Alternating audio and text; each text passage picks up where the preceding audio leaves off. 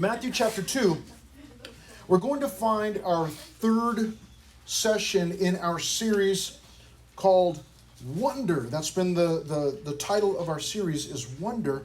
And we started out with anticipation. And we saw Mary anticipating the coming of the Messiah. She would give birth to Jesus. Secondly, we saw the arrival. The arrival of Jesus. That's what we looked at last Wednesday. And tonight, finally, we will look at adoration. And so last week we saw the birth of Jesus and the events that surrounded that and what all was included in that. And tonight we will see the visit from the wise men, one of my all-time favorite stories in the Bible. Matthew chapter 2, we'll pick it up at verse 1.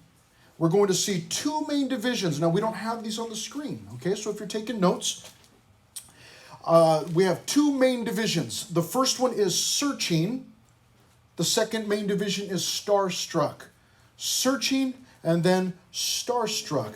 Searching begins in verse 1, and that'll take us down to verse 8. But let's start at verse 1 and pick it up right there where we see this group searching for something. Verse 1. Now, after Jesus was born in Bethlehem of Judea, in the days of Herod the king, behold, wise men from the east came to Jerusalem. So we see the wise men have come from the east to Jerusalem. Now let me ask you a question real quickly. Verse 1, let me read it for you one time. This is a trick question. Now after Jesus was born in Bethlehem of Judea, in the days of Herod the king, behold, wise men from the east came to Jerusalem. How many wise men came from the east to Jerusalem? Does it say there in verse 1? Doesn't say, right? It's just plural, wise men. Doesn't tell us how many.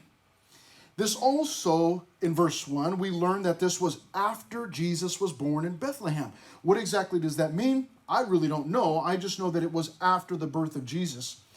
It goes on to say this in verse 2. What about these guys? Verse 2. They said this in verse 2. Where is he who has been born King of the Jews? For we have seen his star in the east and have come to worship him. So if you're taking notes in this section under searching, what we see here is they are initiating the search. They show up. They told us that they've come from the east, wherever east was. They've come from the east, and they have come because they followed a star. They saw a star. So we assume, and I think that it's safe to assume, although it does not expressly say, that these guys had been studying the stars, which there's nothing wrong with that. There's nothing wrong with checking out the stars, studying the stars. And evidently, as they were doing whatever it was that these wise men would normally do in their normal day-to-day lives, they saw a star that indicated something special to them. And they began to follow this star. Now, that's quite extraordinary when you stop to think about the fact that these guys took off, they left their homes, they came from the east, wherever that was, and they started following a star, okay? So they're following this star, and it says that they've come for a specific reason. At the end of verse 2, it tells us there right away that they have come to worship him. They're looking for he who has been born King of the Jews. We want to worship him. We've come from afar. We want to worship.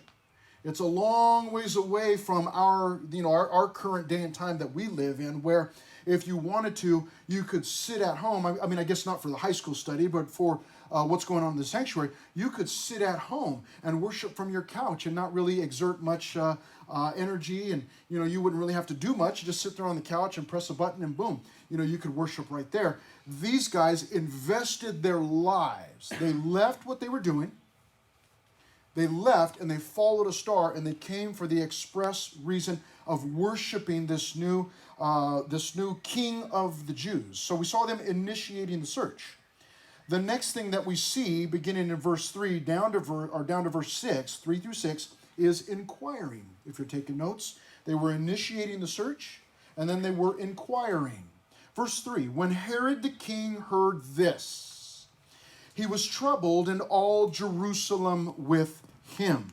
Now, some of you have been with us lately, and we talked about Herod and what type of a guy he was. Does anyone in here know why Herod was troubled? Anybody know why Herod was troubled? Anybody at all? Yes? Because the wise men said that the king of the Jews was born, and he didn't want that to happen. Yes. He felt threatened in this moment. You may remember that I told you Herod was a wicked man. In fact, he had killed several of his own family members because he felt that they were trying to take his throne from him, to usurp his authority. And he did not want to give that up. Some people, they grab a hold of power, and the more power they get and the tighter they get a hold of it, the harder it is to let it go. And some go to the extremes to protect that. And Herod was one of those individuals. And here he's troubled, and he's troubled because they said, we're looking for the king of the Jews. And all Jerusalem was troubled with him. Why was all Jerusalem troubled with him? Well, because they knew what kind of a guy Herod was. And if Herod's troubled, man, we're all troubled. And in fact, this would spell trouble for many of them. But they figure Herod's upset, then we're upset also, because once he gets angry, man, we've had it. Well, it goes on to say in verse 5, so they said to him, verse 4, and when he had gathered, speaking of Herod, when he had gathered all the chief priests and scribes of the people together, he inquired of them where the Christ, or the Messiah, was to be born. So he actually gathers up all of his holy men, basically. The chief priests, the scribes. He gathers them all together and says, hey, I want you to search the scriptures, and I want you to tell me where this Christ child, this king of the Jews, where is he supposed to be born? I want to know where he's supposed to be born. And in verse 5, they said to him, in Bethlehem of Judea. For thus it is written by the prophet, and we've read this before, especially over the last couple of weeks, but you, Bethlehem, in the land of Judah, are not the least among the rulers of Judah. For out of you shall come a ruler who will worship, or who will shepherd my people Israel. So these chief priests and scribes, they go back looking for the Messiah in the scriptures. And they find in the prophecies there from the Old Testament, it says that he's supposed to be born in Bethlehem, in the land of Judah.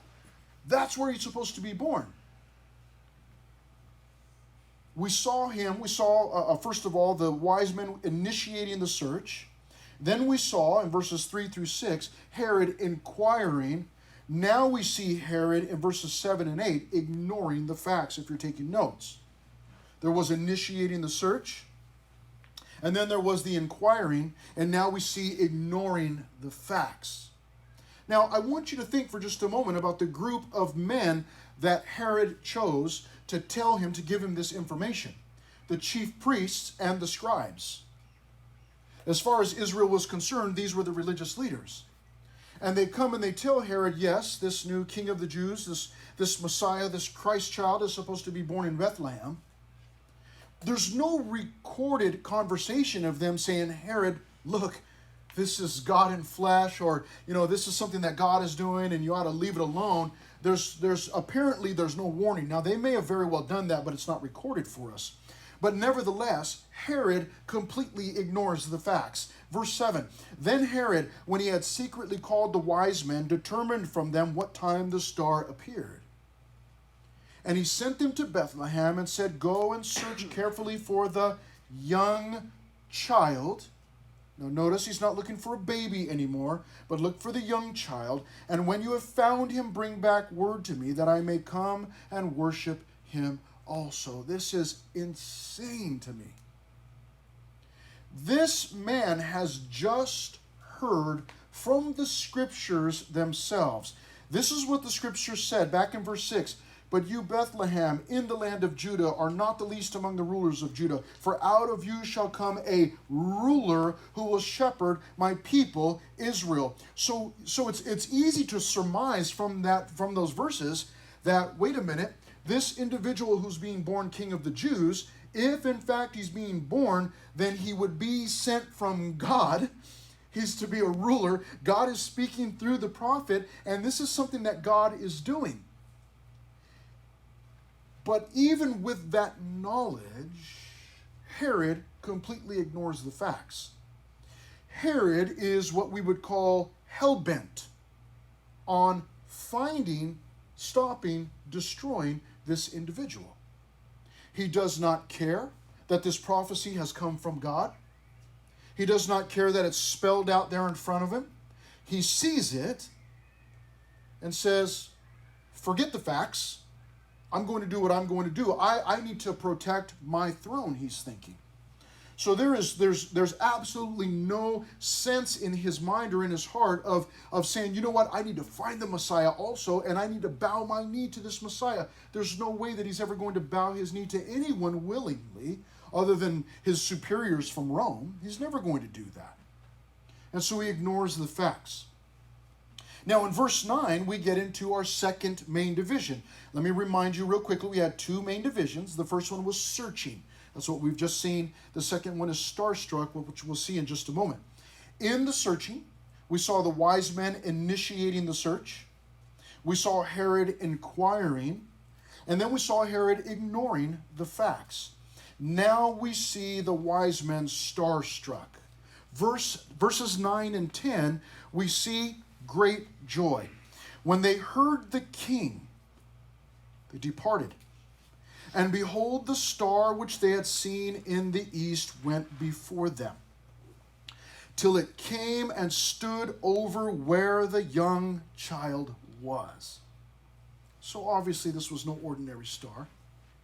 As they're following it, I'm assuming that it must have disappeared for a short time, and that's why they came cruising in, to go see Herod and everybody there. And hey, do you know where this guy's supposed to be born? This new king of the Jews. But whether it disappeared for a short time or did not, I'm not really sure. I just assumed that. But for sure, as they're leaving, they see the star again, and it goes and it stays. We see that in verse 9, that it stood over where the young child was.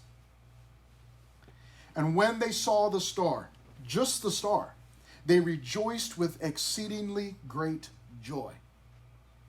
The indication of what's to come, the anticipation for these wise men, this journey that they've made from however long it was, however long it took them, finally they can see their destination, they can see the finish line within their reach, within their grasp.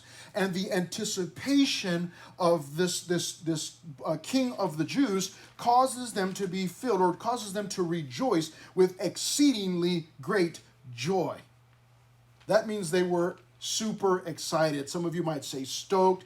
You might say they were just, out of their minds with joy, whatever you might want to call it. But they rejoiced with exceedingly great joy.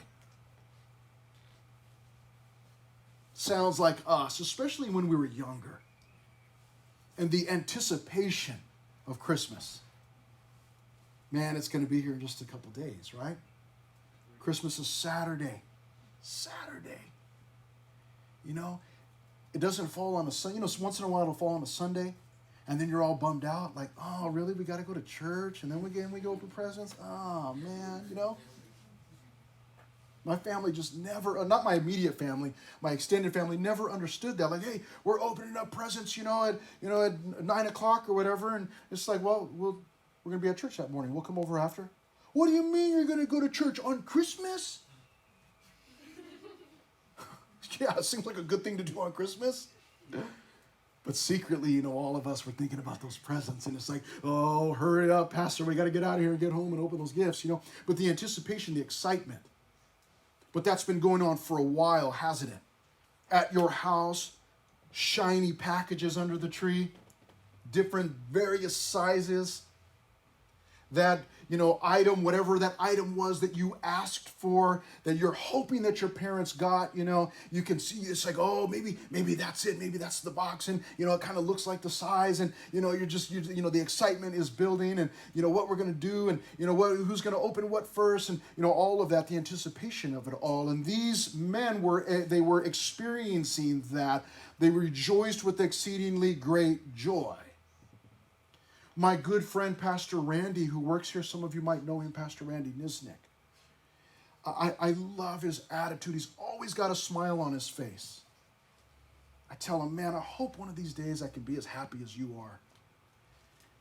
But as he sees the world falling apart, as many of us are moaning and groaning over the current political climate, things that are taking place and things that we see that aren't right, as we moan and groan about those things, Pastor Randy says, he keeps saying with a smile on his face, he says, hey, things aren't falling apart. He says they're falling into place. God is lining everything up. It's like, oh, that's right, thank God, That's right. Lord, help me to be like Randy. The anticipation, the signs. As we draw closer to Christmas Day, it's a reminder. I don't know when Jesus was born, There's all, we can argue about it and end up hating each other before we leave tonight, it's like, who cares? He was born. That's the important thing. But as we draw closer to that day, the excitement and the reminders, as I've been studying for Wednesday nights and Sundays and going over all these Christmas messages, man, my heart is just filled with joy. Like, man, this is incredible what God did. This is crazy that God brought these wise men from the east, and they just left what they were doing and they just traveled and just looking. They're following this star, looking for this Christ child. This is incredible. Sometimes I find it hard to get up off the couch to go to the kitchen to get something. And these guys left all that they were, all that they knew, whatever family they had, I don't know, they left it all behind to follow the star, to go see this Christ child with their own eyes, all for the purpose of worshiping. Puts me to shame. Puts me to shame. I love to worship, but I wonder how many times over the years I have thought, we're going to be late, let's go. It's not a big deal. Worship's like 20 minutes, we got time. But I don't want to be that way. I want to be like the wise men, excited to go and worship. Like, no, let's get there early. I don't want to be late. I want to be there early. I want to be there for the first song, man. Let's go. That was these guys. They had great joy. But we see finally in verse 11, as this account finishes, and the story is far from over, but this account, what we're going to cover, finishes here. They go from, they're starstruck, they have this great joy, and finally in verse 11, they have these great gifts. Verse 11 says, and when they had come into the house, they saw the young child with Mary, his mother, and fell down and worshipped him. And when they had opened their treasures, they presented gifts to him, gold, frankincense, and myrrh. What an incredible scene. These wise men who traveled from the east, however long it took them, I don't know, and who all they had with them, there's no telling, it doesn't say. It never tells us how many there were, just that there were wise men. There was at least two of them, safe to say, and maybe it was more. Maybe there were 3, maybe there were 10, maybe there were 50. I don't know, it doesn't say. But as they follow this star, it leads them to this house. And in verse 11 we read here, and when they had come into the house. Now, see, I love the manger scene, and I've got a few of them at home, and normally we just put up one, but I've got a couple of backups just in case, just in case anybody's missing, we can go and grab a couple, put a couple people in there, My manger scene, all 3 of my manger scenes have Mary and Joseph and the baby, and there's some animals in there and whatever, and all 3 of them have the wise men there. There's 3 wise men. That's how I know there's 3, because my manger scene has 3 wise men in it. But here we're told that they get to the house. So evidently they're no longer in a barn, or they're no longer in a stable. He's no longer in a manger, because when they find him in the house. And it says when they came into the house. Now, what an extraordinary event this must have been for his parents. His parents were not rich. It would appear to us that they were actually peasants, that they were poor. And so I imagine that they didn't have some sprawling mansion, up in the Hollywood Hills. I imagine that it was something small. I don't know that to be a fact, but to have these wise men from afar, and then check this out, what a trip. And when they had come into the house. Now, It says they saw the young child with Mary, his mother. Now, Mary didn't know them. Why is she letting strange men in her house? She must have recognized, okay, something's going on here. I mean, she had been told who her child was going to be and now is. She's got that child in her possession there. And she must know and believe, she pondered it in her heart, that all that the angel had told her, and this is the Messiah, this is the Christ child. So for for these wise men to show up, although it must have been surprising, yet there's something within her that recognizes that this is not weird, this is not strange at all. That these men want to come into my house and they want to worship my son. And when they had come into the house, they saw the young child with Mary, his mother. They fell down and worshiped him, and they opened their treasures. Dream come true, right? Open the treasures. That's going to be you on Saturday, man. Open the treasures, all these treasures. And they opened their treasures. And they presented these gifts to him, gold, frankincense, and myrrh. And greater Bible teachers than I, and there are a lot of them, see all sorts of things symbolized in here. The gold for his royalty, and the frankincense for his priesthood, and the myrrh for his humanity. They see his deity and his humanity and all sorts of things in here. But what amazing gifts these would have been for a peasant family to have gold and frankincense and myrrh. These incense and these ointments, these were expensive items. These were not cheapy things. These were not like, the gifts that you bought for your friend, where you went to the Dollar Tree and you just, man, I got to spend $3 on my friend, okay, and you picked up a few things and threw them in a bag, and you even picked a bag on it. It's like, oh, okay, how much? Oh man, $1. Why I got to pay $1 for this? You're so mad, and give me some tissue paper, you stuffed that, and maybe just threw some toilet paper in there because I'm not buying tissue paper, Take some of my parents, and you threw that on there and give it to them, It's like, whatever. But here there's gold, there's frankincense, there's myrrh, these are expensive gifts. The amounts we do not know. And though I would love to stay and talk more about that and the possibilities of all these things, that is not where we will end tonight. But where we will end is not on their 3 gifts, but on the first gift. The first gift is not so noticeable. But as we read it slowly and consider it all, it becomes very clear. And when they had come into the house, they saw the young child with Mary, his mother, and fell down and worshipped him. You see, before the gifts were ever given, their hearts were given to Jesus. The gifts meant nothing without their own hearts submitted to Christ. The gifts meant nothing without their own knees. Literally, their knees were bowed to the Christ child. They fell down and they worshiped him. Now, as the story continues on, we find out that Herod is just absolutely filled with hatred, and he actually commands that all the male children 2 years and younger be killed, because he's attempting to kill this Christ child.